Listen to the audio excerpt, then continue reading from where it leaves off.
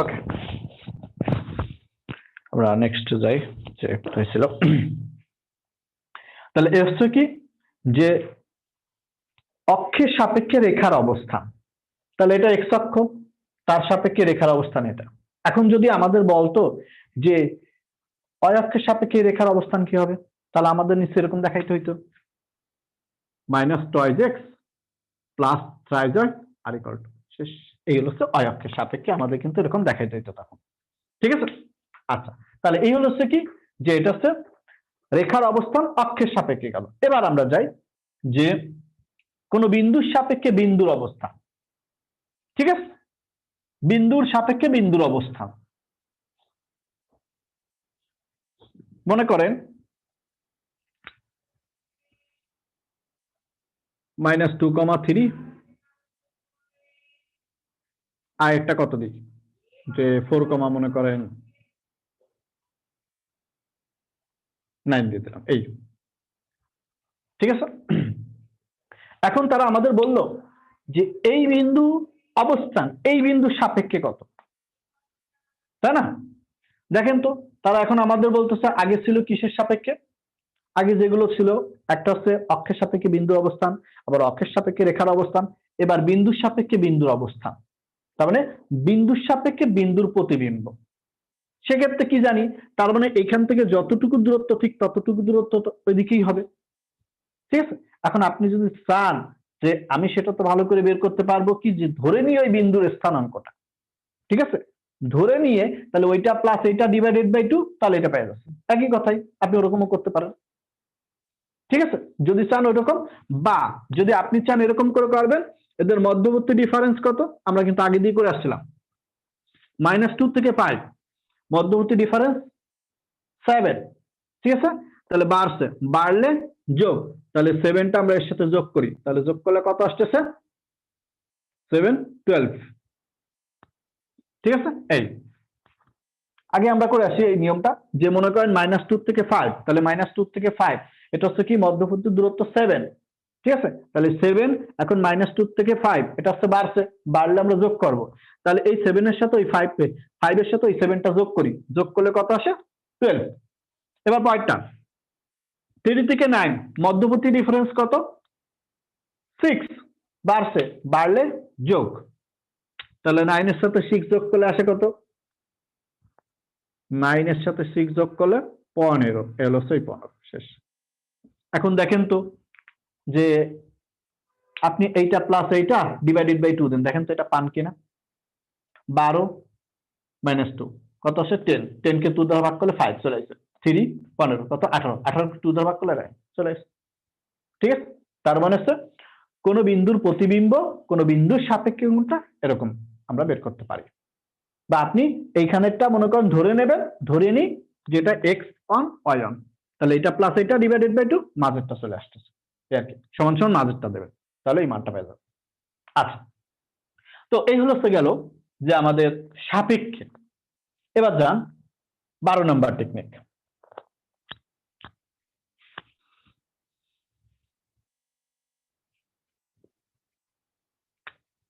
নম্বর 12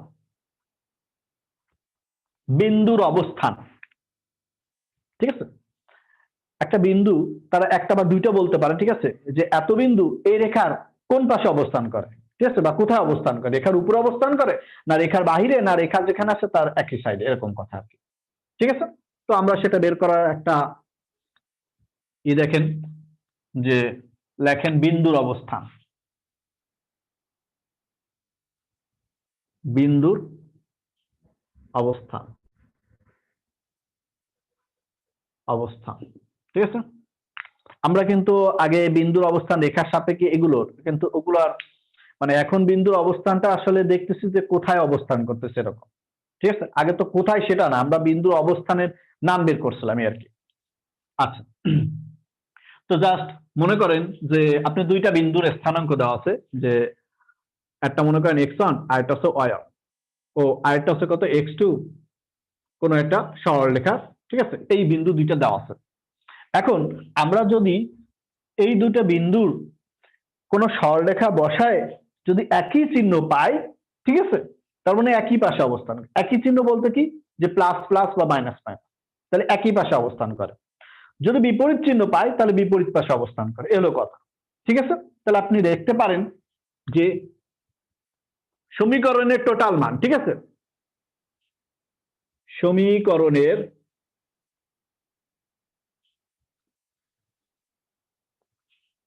মান, এই বিন্দু বসাবো, বসানোর পর যে মানটা পাবো সমীকরণে আমরা সেই মানটা হিসেব করতেছি। সমীকরণের মান একই চিহ্ন হলে, একই চিহ্ন বলতে প্লাস প্লাস বা মাইনাস মাইনাস, এ হলো একই চিহ্ন, ঠিক আছে, হলে একই পাশে অবস্থান করে, একই পাশে অবস্থান করে, শেষ। একই চিহ্ন হলে কি হবে, একই পাশে অবস্থান করবে, এই আর কি, একই পাশে অবস্থান করে।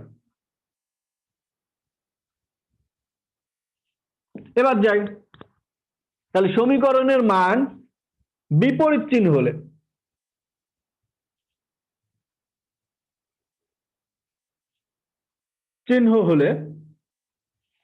বিপরীত চিহ্ন বলতে কি, প্লাস মাইনাস বা মাইনাস প্লাস, যাই ধরেন না কেন আপনি, ঠিক আছে, এটা এক্সাম্পল, হলে বিপরীত পাশে অবস্থান করবে, পাশে অবস্থান করবে, শেষ।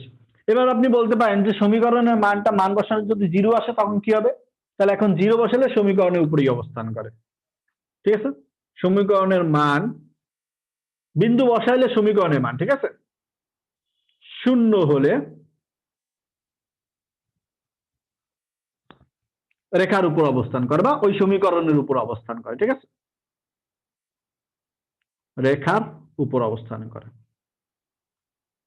উপর অবস্থান করে। আচ্ছা, তো এখন দেখেন তো যে দুইটা বিন্দু, একটা যদি মনে করেন প্লাস মাইনাস পান, মানে একটা তো আর প্লাস মাইনাস আসবে না, একটা বিন্দু বসালে যে কোনো একটা আসবে, হয় প্লাস নয় মাইনাস, আরেকটা হয়তো জিরো আসছে, তাহলে কি বলবেন, একটা রেখার উপর অবস্থান করতেছে, একটা রেখার বাইরে অবস্থান করতেছে, এরকম কথা কিন্তু, ঠিক আছে। আচ্ছা, লেখেন যে এক সমীকরণের একটির মান শূন্য আর অপরটি যে কোনো একটা হইলে, ঠিক আছে, একটি শূন্য ও অপরটি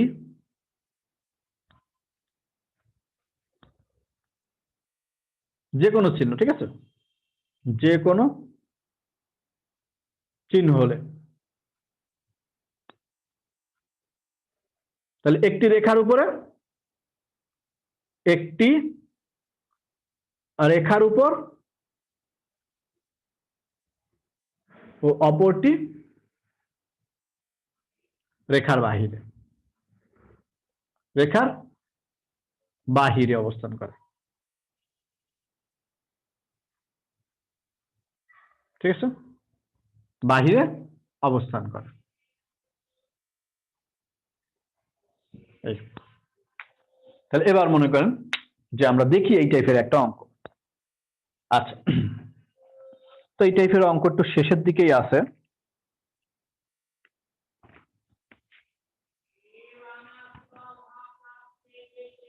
শেষের হচ্ছে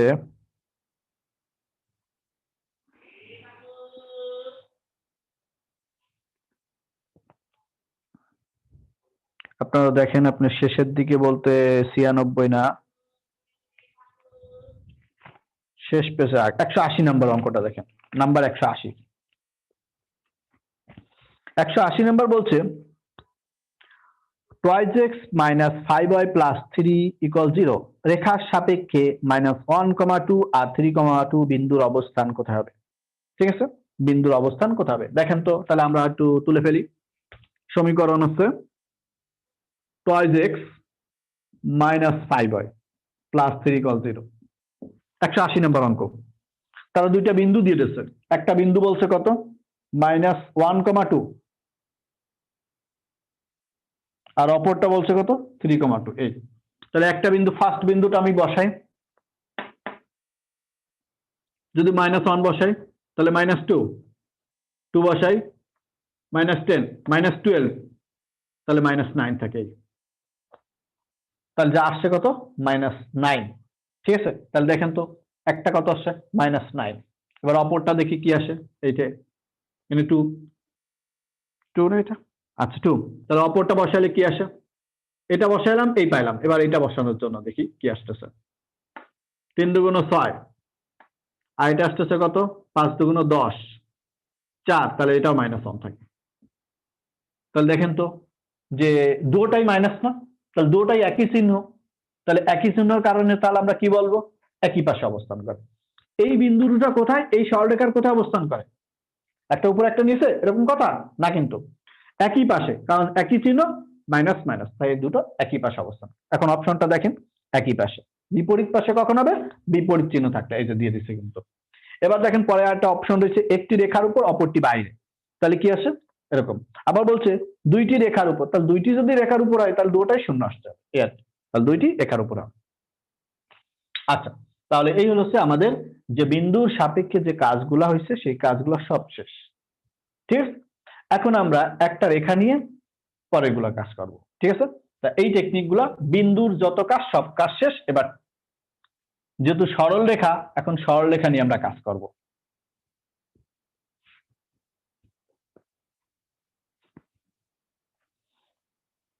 নাম্বার 13।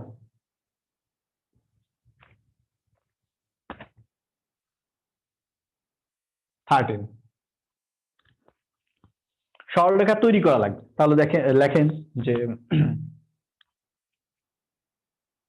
সরল রেখা গঠন। ঠিক আছে, বা মূল বিন্দুগামী সরলরেখা, সরল রেখা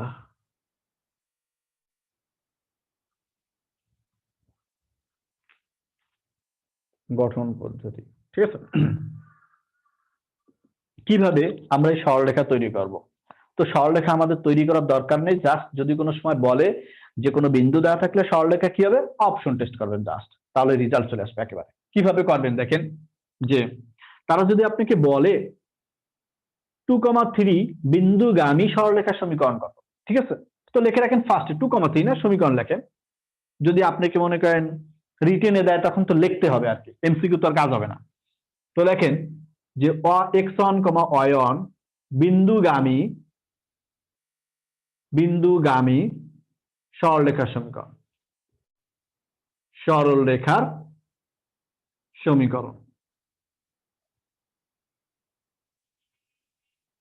এবং ঢাল কত? m হলে,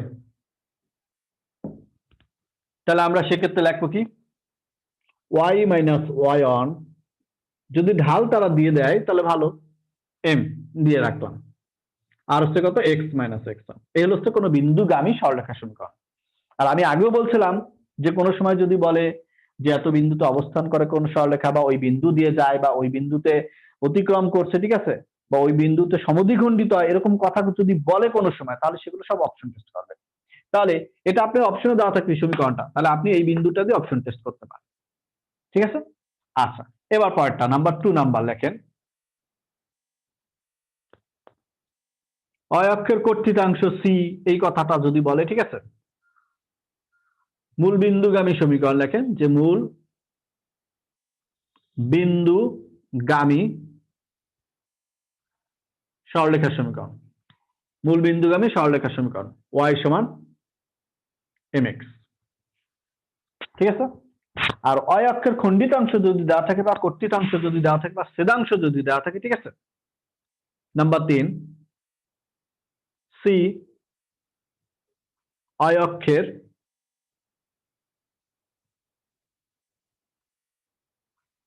ছেদাংশ হলে y সমান mx প্লাস এই। ঠিক আছে, এবার কথা হচ্ছে যদি কোনো সময় কোণ দিয়ে বলে যে এত ডিগ্রি কোণ উৎপন্ন করছে, তাহলে সেক্ষেত্রে সরলরেখার সমীকরণ কত এবং তা মূল বিন্দুগামী। তাহলে সেক্ষেত্রে আমরা জানি যে এম কে ঢাল বলে, তাহলে এই ঢালের পরিবর্তে আমরা ট্যান থিটাও লিখতে পারি। y সমান সমান কত? Tan theta into x plus C. এই যদি মূল বিন্দু গামী নাও বলে তাহলে সেক্ষেত্রে এরকম। তার মানে সবসময় মনে রাখতেছেন কি, যদি কোনো সময় বলে যে এক্স অক্ষের সাথে 30 ডিগ্রি কোণ উৎপন্ন করে কোনো সরলরেখা গিছে, ঠিক আছে, তাহলে সেক্ষেত্রে আপনি এম এর জায়গায় ট্যান থিটা বসাই দেবেন। আবার যদি আপনাকে কোনো সময় বলে যে 2,3 বিন্দুতে এক্স অক্ষ বা 30 ডিগ্রি কোণ উৎপন্ন করে, ঠিক আছে, তাহলে সেক্ষেত্রে সরলরেখাটা কেমন হবে, তাহলে আপনি এম এর জায়গায় এখন কত ট্যান 45 বসে দেবেন, বা ট্যান যতই আসে সেটা। এই টাইপের অঙ্কগুলো থাকলে আপনি সব এগুলো করে পারবেন, বা আপনি এগুলো অপশন টেস্ট করতে পারেন। ঠিক আছে, কিভাবে অপশন টেস্ট করবেন, যার ট্যানের মানটা মনে করেন সমীকরণে এক্স এর সহগ যা থাকবে সেটা মিলবে, সেটাই রেজাল্ট। ঠিক আছে, আচ্ছা এখন দেখেন তো যে এমটা কি, ঢাল। এই ঢালটা কার সঙ্গে থাকে সবসময়, এই ঢালটা কিন্তু সবসময় এক্স এর সঙ্গে থাকতেছে, ওয়ের সঙ্গে কিন্তু কিছুই থাকে না। তখন দেখেন ওয়ের সঙ্গে কিছু আছে নাই, কিন্তু এখানে কিন্তু ওয়ের সঙ্গে কিছু আছে নাই, তার মানে একটা ঢাল সবসময় এক্স এর সঙ্গে থাকে। এখানে যে সিটা, এই সিটা কার, দেখেন অয় অক্ষের ছেদাংশ, তার মানে অয় অক্ষের ছেদাংশ কিন্তু সি। মনে রাখবেন এটা কিন্তু এক্স এর সাথে কোনো রিলেটেড না, এই সিটা এটা হচ্ছে অয় অক্ষের ছেদাংশের উপর ডিপেন্ড করতেছে। আচ্ছা ওকে, তাহলে এখন আমরা যাই। তো এই টাইপের কিছু অঙ্ক আছে, সেগুলো আমরা একটু সলভ করি,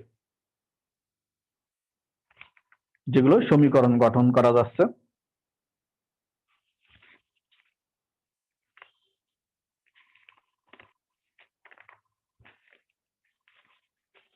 আচ্ছা, তো আপনাদের 84 নাম্বার পর্যন্ত বলছিলাম তাই না, তো 84 পরেই এইসব আছে।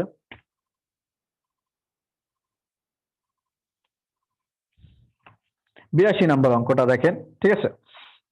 82 নাম্বার অঙ্ক বলছে a,0 এবং 0,b বিন্দুগামী সরলরেখার উপর অন একটি বিন্দু হলে তাহলে কি হবে।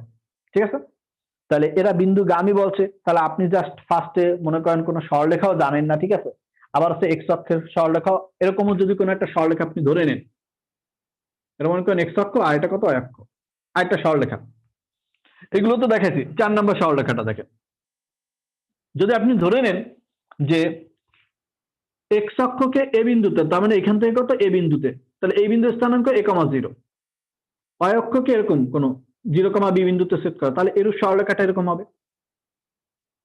ঠিক আছে, তাহলে এক্স অক্ষকে কোন বিন্দুতে সেট করে a,0, অয় অক্ষ কোন বিন্দুতে 0,b, আমরা একটা ধরে নিচ্ছি যে এখান থেকে এটুকু আর এখান থেকে এটুকু বি। ঠিক আছে, তাহলে সেক্ষেত্রে সরলরেখার সমীকরণ কত, তাহলে সেক্ষেত্রে সরলরেখার সমীকরণটা কেমন আসে দেখেন তো, x divided by a plus হচ্ছে y divided by b equal কত 1। ঠিক আছে, তাহলে এই যে এক্সটা পাচ্ছেন দেখেন এক্স ডিভাইডেড বাই এ, এটা হচ্ছে কি এক্স অক্ষের খণ্ডিত অংশ, এখান থেকে এইটুকু, ঠিক আছে, বা ছেদাংশ বলা হচ্ছে কিন্তু, যেটা এই যে এক্স এর মান, এটা হচ্ছে অয় অক্ষের খণ্ডিত অংশ বা ছেদাংশ, যাই আপনি বলেন না কেন সেটাই কিন্তু। তাহলে এ পাইছি বি পাইছি। এখন এটাই কিন্তু তারা বলছে, দেখেন এবার তারা কি বলছে যে এত এত বিন্দু গামী হলে, তাহলে দেখেন তো তারা বলছে 0,b এত এত বিন্দু গামী, তার সরলরেখাটা এরকম না। এবার তারা বলছে কি দেখেন 1,1 বিন্দু দিয়ে যায়, তাহলে 1,1 এখন এক্স এর জায়গায় 1 বসান, ওয়াই এর জায়গায় 1 বসিয়ে দেন, এই যে আমাদের চলে আসছে রেজাল্ট। ঠিক আছে, তাহলে এটা রেজাল্ট কত 82 নাম্বার, রেজাল্টটা কিন্তু এখানে দেখা যাচ্ছে রেজাল্ট বি নাম্বার রেজাল্ট। ঠিক আছে, 82 বি নাম্বার রেজাল্ট। আচ্ছা, এরপর 82 থেকে আমাদের একটু যাইতে হবে, আপনার একটু 87 নাম্বার অঙ্কটায় যান, নাম্বার 97 নাম্বার অঙ্কটা।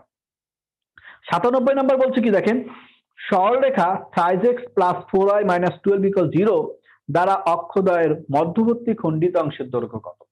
এখন তারা আমাদের বলতেছে কি যে অক্ষদ্বয়ের মধ্যবর্তী খণ্ডিত অংশ, এটা যদি একটা সরলরেখা হয়, ঠিক আছে, এটা একটা সরলরেখা না, তাহলে এই সরলরেখার অক্ষদ্বয়ের মধ্যবর্তী খণ্ডিত অংশ, এটা একটা এক্স অক্ষ আর এটা হচ্ছে অয় অক্ষ, তার খণ্ডিত অংশ কোনটা, এখান থেকে এইটুকুর দৈর্ঘ্য, তাহলে এইখান থেকে এইটুকুর দৈর্ঘ্য কত তাই চাচ্ছে তারা।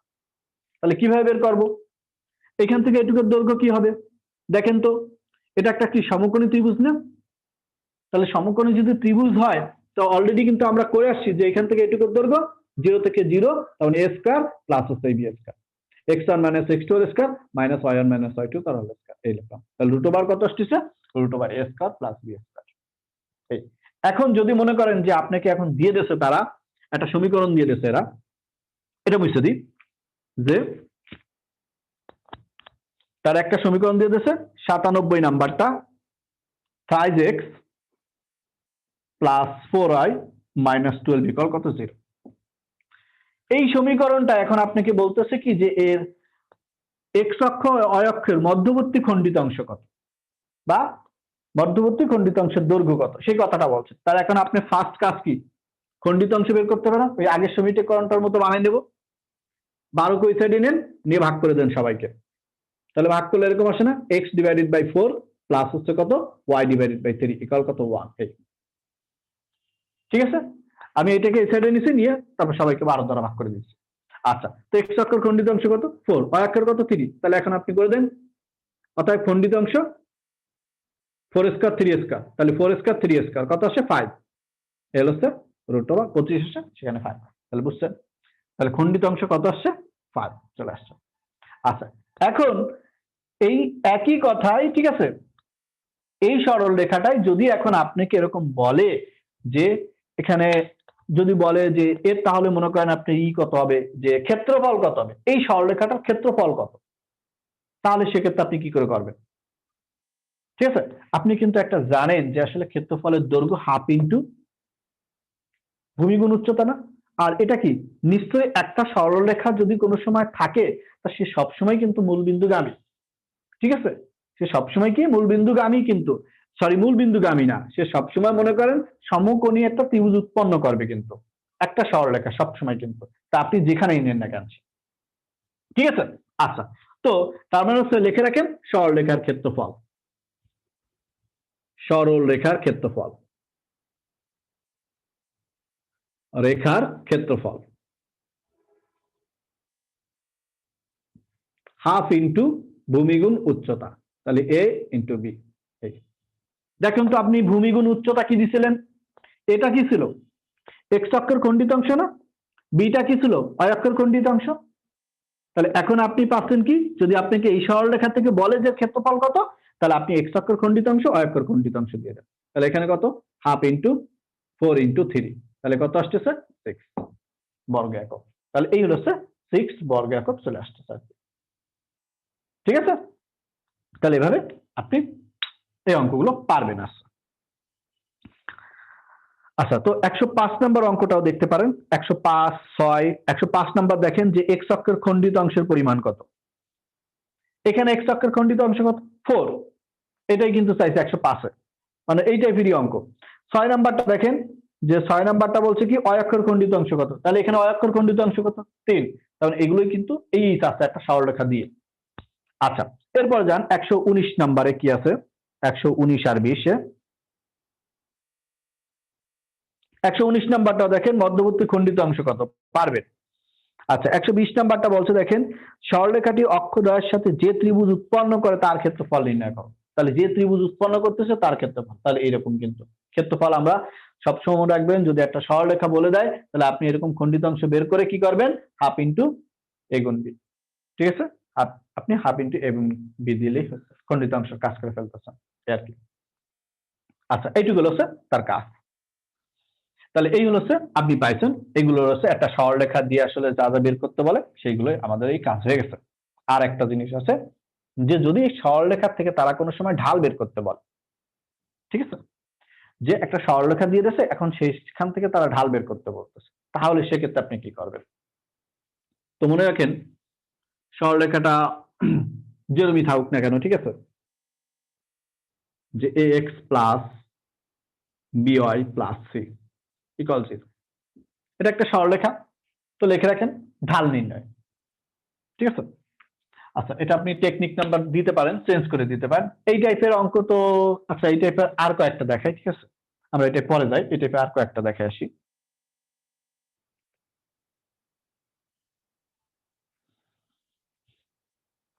115 নম্বর অঙ্কটা দেখেন, কোন সরলরেখা এক্স অক্ষের ধনাত্মক দিকের সাথে 60 ডিগ্রি কোণ তৈরি করলে এর ঢাল কত। 60 ডিগ্রি কোণ তৈরি করলে তার মানে স্যার ট্যান 60 ডিগ্রির মান কত, √3, তাহলে কিন্তু 115 নম্বর কিন্তু এই টাইপের √3 রেজাল্ট হয়ে গেছে। আচ্ছা,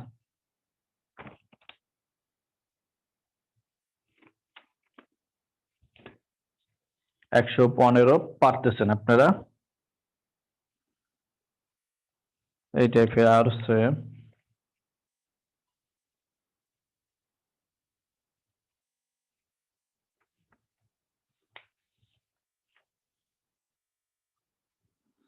125 নাম্বারটা দেখেন, বলছে মূল বিন্দুগামী এবং এক্স অক্ষের সাথে 135 ডিগ্রি কোণ উৎপন্ন করে, তাহলে সেক্ষেত্রে সমীকরণ কি হবে?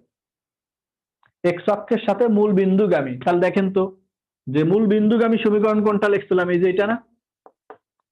তাহলে এক্স অক্ষের সাথে 35 ডিগ্রি কোণ 135, তাহলে ওয়াই সমান কত? এম। এম এর জায়গায় কি লিখতে পারি? Tan theta into x. ট্যানের 135 ডিগ্রি এই লিখে দিলাম ইন্টু এক্স। তাহলে ট্যান 135 ডিগ্রি ভ্যালু কত? 180 মাইনাস 45, তাহলে কিন্তু 1 আসে, তাহলে মাইনাস এক্স আসে শেষ। তাহলে ওয়াই সমান সমান কত? Minus x. এই হলো পেয়ে গেছেন। আমরা কোঅর্ডিনেটের সিস্টেম এখানে অ্যাপ্লাই করছি কিন্তু, ঠিক আছে? কোঅর্ডিনেটের যে সিস্টেমটা আছে এটা, আচ্ছা সেটা একটু ভালো করে দেখেন, যদি একটু আপনাদের বুঝতে সমস্যা হয় আমি একটু ভাঙিয়ে দিই তাহলে ডিটেলসে। ট্যান রাখলাম 180 মাইনাস 45 ইন্টু এক্স। কোঅর্ডিনেট ঘুরে নেবার 290, আমরা জানি যে 290 থাকলে ট্যান ট্যানই থাকে, কোনো চেঞ্জ হয় না। কার ঘরে যায়? 180 টোটালেই মাইনাস 45, তাহলে এইখান থেকে মাইনাস, তাহলে এটা কার ঘর? সাইন কসেকের ঘরে। তা এই সাইন কসেকের ঘর কে যায় বসে? ট্যান, সেজন্য মাইনাস, এই মাইনাস বসাই দিলাম আর এই 45 বসে ইন্টু এক্স। তাহলে ট্যান 45 এর মান কত? 1, তাহলে 1 আর এক্স শেষ, মাইনাস এক্স। তাহলে এই ওয়াই সমান সমান কত? Minus x. সমীকরণটাই ওয়াই সমান মাইনাস এক্স। আচ্ছা, তো ওয়াই সমান মাইনাস এক্স, তাহলে এখানে তো নাই, এটা সব এক সাইডে আছে, তাহলে এক্স প্লাস ওয়াই ইকুয়াল 0। বুঝছেন? তাহলে এই হলো স্যার কাজ। আচ্ছা, তো এই টাইপেরটা পারবেন। এখন আমরা ঢাল নির্ণয় যাই, যে ঢাল নির্ণয় করবে কিভাবে।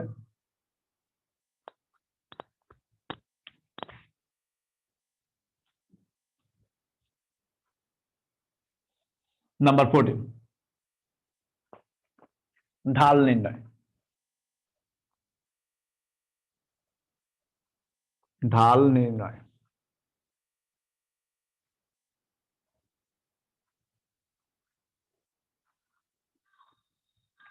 মনে করেন একটা সরলরেখা x plus b y plus c equal 0। তো তারা বললো যে এই সরলরেখার ঢাল কি হবে, ঠিক আছে? তো এটা একটা ফার্স্ট নাম্বার দিতে পারেন যে ঢাল, তাহলে লিখবেন সবসময় এরকম, যে এটাকে আমরা একটু ভাঙা এরকম লিখি না সবসময়। ঢাল বের করার জন্য আমরা জানি যে থাকে কার সঙ্গে? সবসময় এক্স এর সঙ্গে। তাহলে বি কে ওই সাইডে পাঠিয়ে দিলাম, এই মানগুলো ওই সাইডে পাঠিয়ে দিচ্ছে আর কি। বি কে ওই সাইডে পাঠালে minus a divided by b into x, আর এখানে কত? Minus c divided by b. তাহলে আপনি এখন লিখতে পারেন ঢাল সমান সমান এই যে টোটাল টুক না, এক্স এর সহগই তো ঢাল, তাহলে আপনি ডাইরেক্ট লিখবেন কি? মাইনাস এক্স এর সহগ, সহগ ডিভাইডেড বাই কত? ওয়াই এর সহগ, সহগ এই মাইনাস এক্স এর সহগ ডিভাইডেড বাই ওয়াই এর সহগ। মাইনাস কে রেখে দেবেন, এক্স এর সহগটা লাগবেন আর ওয়াই এর সহগটা লাগবেন, এই আর কি। তাহলে আপনারা এরকম ভাঙানো লাগবে না কষ্ট করে, এরকম সমীকরণ থাকবে ডাইরেক্ট আপনি করবেন কি? যে মাইনাস দেবেন আর এক্স এর সহগ আর ওয়াই এর সহগ, শেষ, রেজাল্ট চলে আসে। কত আসবে? Minus a divided by b. এবার যদি দুইটা বিন্দু দিয়ে ঢাল বের করতে বলে, তাহলে বিন্দুগুলো কেমন? যে মনে করেন বিন্দুগুলো যদি এরকম থাকে, যে দুইটা বিন্দু থাকলো, যে মনে করেন আমরা যেটা অনেকবার করে আসছি, ঠিক আছে, অঙ্ক করার সময় এইগুলো অ্যাপ্লাই করছে, তারপর আমি আরেকবার দেখাচ্ছি, যেহেতু এই ঢালের ক্ষেত্রে চলে আসছি, তাই x1 y1 ও x2 y2 হলে ঢাল। এখন বিন্দুর ক্ষেত্রে ঢাল, সরলরেখার ক্ষেত্রে ঢাল এরকম, বিন্দুর ক্ষেত্রে ঢাল y2 মাইনাস কত? y1 ডিভাইডেড হচ্ছে কত? x2 minus x1। এই হলো ঢাল নির্ণয় ফর্মুলা। কোনো দুইটা বিন্দু দিয়ে থাকলো, দিয়ে তারা বলছে ঢাল কত, কোনো সরলরেখা দিয়ে থাকলো, বলছে তারা ঢাল কত, এভাবে বের করবে, আর কোনো সমস্যা নেই, আর সবগুলোই পারবেন আর কি। আচ্ছা, তো এইভাবে মনে করেন সরলরেখার ঢালগুলো সব আসবে। আচ্ছা, এরপরে আমরা নেক্সট যাই, নেক্সট অন্য নিয়মে যাই। আমরা বেশ একই সরলরেখা নির্দেশ করে এই, এটা দেখেন যে নাম্বার দেখতে পারেন 123 নাম্বার অঙ্কটা, এটা মোস্ট ইম্পর্টেন্ট, কিন্তু এটা আপনি আসলে কোনো কিছুর সাথে মিলতে চায় না। 123 নাম্বার অঙ্ক, এটার সাথে রিলেটেড না কিন্তু আলাদা অঙ্ক। 123 নাম্বার অঙ্কটা তারা এরকম বলছে যে x প্লাস y ইকুয়াল কত a। x ও y অক্ষকে যথাক্রমে a ও b বিন্দুতে এমন ভাবে সেট করে যে মূল বিন্দু ও হলে 4o এর সমান থ্রাইস ওয়ে হয়। তাহলে হচ্ছে a ও b ত্রিভুজের ক্ষেত্রফল কত? 123 নম্বর অঙ্কটা দেখেন শীটের এরকম দেওয়া আছে, আমরা একটু খণ্ডিত অংশে বের করে ফেলি। a কে সবাই ভাগ করে দিই 1, এখানেও ভাগ করলে কত আসে? a1 থাকলো। আমরা এর জন্য একটা সমীকরণ আঁকি, x অক্ষ আর y অক্ষ, x অক্ষ আর হচ্ছে y অক্ষ আঁকলাম। আচ্ছা, তো এটা x অক্ষ আর এটা হচ্ছে কত y অক্ষ। x অক্ষের খণ্ডিত অংশ কত? 1। তো এটা একটু কোথাও বসাই দিই, মনে করেন এখানে কোথাও একটা জায়গা আছে, বিন্দু স্থানাঙ্ক 1,0, পয়েন্ট আছে এরকম কোথাও একটা জায়গা আছে, তো সেটা কত মনে করেন 0,a। তো এই বিন্দু কত a আর এই বিন্দু কত 1। তারা আমাদের একটা নাম বলে দিচ্ছে, দেখেন যে তারা বলছে কি যে x O y অক্ষকে a O b বিন্দুতে ছেদ করে, এটা এই বিন্দু আর এটা হচ্ছে কত b বিন্দুতে ছেদ করে। তারা আমাদের বলছে কি ক্ষেত্রফল নির্ণয় করতে, একটা কন্ডিশন দিয়ে দিচ্ছে, দেখেন তারা এটা মূল বিন্দু ও 4 ও এ সমান সমান 3ob, এর একটা কন্ডিশন বলছে। তাহলে মানগুলো একটু বসাই দিত। ও এ, এটা ও এ না, ও এর মান কত 1, কিন্তু ওবি, ওবি এর মান কত এ, সেটা বসাই দিছি। তাহলে আমাদের আসতেছে কত এ সমান 4/3। ঠিক আছে, তাহলে আমরা এর মানটা বের করে রাখছি। আপনি কি এরকম করে কিন্তু বলতে পারে যে এখানে এর মানটা কত, ঠিক আছে, এই টাইপের বলতে পারে, কিন্তু জাস্ট এখন তো হয়ে গেছে, কিন্তু আমাদের তো এটা চাইনি, আমাদের হচ্ছে ক্ষেত্রফল কত। ওকে, এখন করেন যে আমরা জানি ক্ষেত্রফল হাফ ইন্টু ভূমি গুণ উচ্চতা, ত্রিভুজের ক্ষেত্রফল, ত্রিভুজের ক্ষেত্রফল। আর যেটা আমরা আগের থেকেও কিন্তু করে আসছিলাম, ত্রিভুজের ক্ষেত্রফল কি জানি হাফ ইন্টু ভূমি গুণ উচ্চতা। তাহলে এটা কোনটা? এক্স অক্ষের খণ্ডিত অংশ ও এ, আর এটা কত ওবি। ও এর ভ্যালু কত 1, ওবি এর ভ্যালু কত এ, এর ভ্যালু কত 4/3, এই 4/3 বসাই দিচ্ছি। কাটাকাটি করলে কত আসে 2/3। এ হলো হচ্ছে ক্ষেত্রফল কত আসছে 2/3 চলে আসছে আমাদের। ঠিক আছে, দেখা যাচ্ছে ক্ষেত্রফল আসতেছে 2/3। আচ্ছা, আমাদের আজকে আর লাগবে না ক্লাস, ঠিক আছে, আমরা এই পর্যন্তই আজকে রাখি, নেক্সট ডে আবার ক্লাস নেবানি। আজকে আমাদের ক্লাস এ পর্যন্তই থাকুক, ঠিক আছে। এখন